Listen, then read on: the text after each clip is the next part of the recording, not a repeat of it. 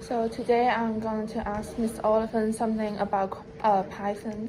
And my first question is, how long have you been learning Python? I first started teaching myself how to use Python probably about 8 years ago. So I started teaching a few subjects that required some text-based coding and just sort of self-taught how to use it from there.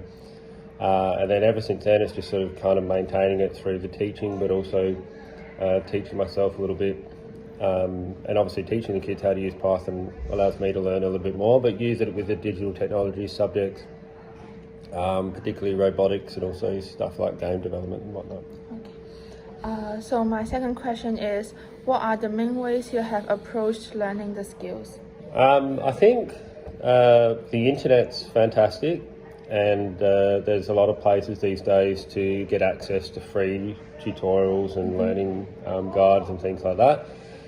So the Python Foundation, they actually have a whole lot of their own tutorials on how to do it. Microsoft have released, I think, almost 100 step-by-step videos on how to use it. But YouTube's also an excellent source. There's a lot of how-to guides on YouTube, from the basics all sort of through to more challenging sort of courses. And then the other one is Grok. Grok, so not Grok the AI agent, but Grok Learning is a not-for-profit that have a lot of online courses that students can sign up and educators can sign up for free. And that's like a step-by-step course that will go through. Got like a very first time using Python all the way through to more challenging courses. So all of those have been really good, and I guess more recently I've been using AI tools, so ChatGPT and Grok are also really helpful tools, particularly when you get to a troubleshooting period in the coding and you can't quite work it out. It's good to sort of say, look, where's the error in the code, and it will, once it does that, it can also sort of say, okay, well, that's the error. Can you teach me a little bit on how to improve that next time and things like that? Yeah. So what is the most useful strategy for you to learning Python?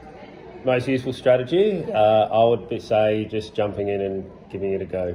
Yeah. Oh. So just downloading the software, so downloading Python, downloading Microsoft Visual Studio Code, and just getting in and starting to learn to code.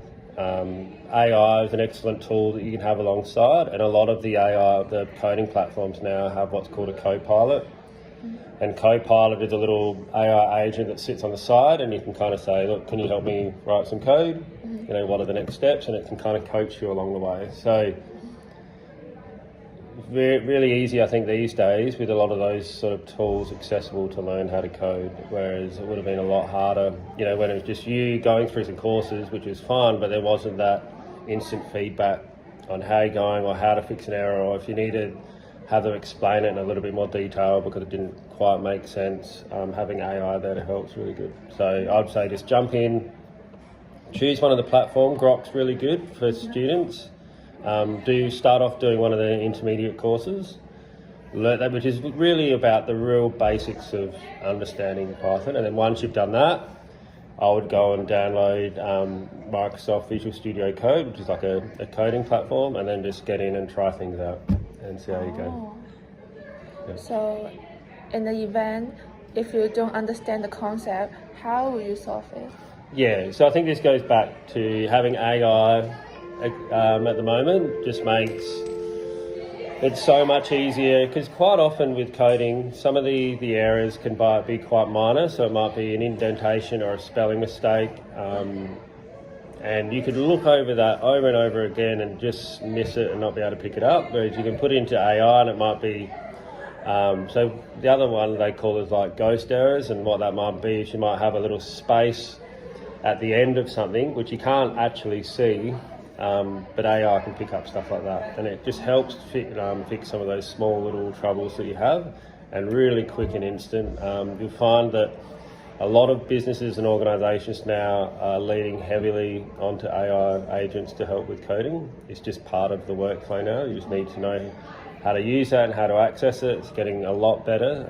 So I would make it make it your little buddy on the side to just help walk through a lot of your programming stuff, and any little errors you can just throw it in there, ask it to help, what was the error, how can I fix it, and you'll be able to become a very good coder. But it's also really helps with your own confidence, because you know that you can lean on these AI helper to help get through some of the more challenging stuff as well.